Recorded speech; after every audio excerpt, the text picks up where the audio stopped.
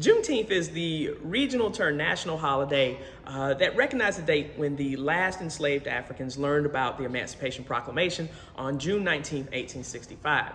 South Carolinians, however, had been freed much earlier in places such as Beaufort and St. Helena Island, where Union General Samuel DuPont arrived with 64 ships and 12,000 troops, liberating those sections of the South Carolina Lowcountry. But in South Carolina, we typically commemorate emancipation on Emancipation Day, which is January 1st, which recognizes when the Emancipation Proclamation went into effect on January 1st in 1863.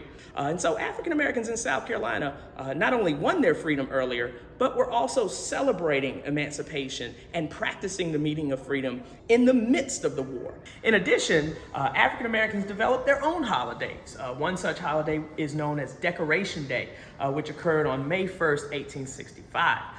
Thousands of African Americans and a handful of local whites marched to the Washington Race Course, which is today Hampton Park.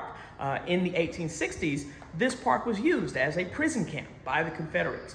Roughly 257 Union troops were buried on this site in unmarked graves.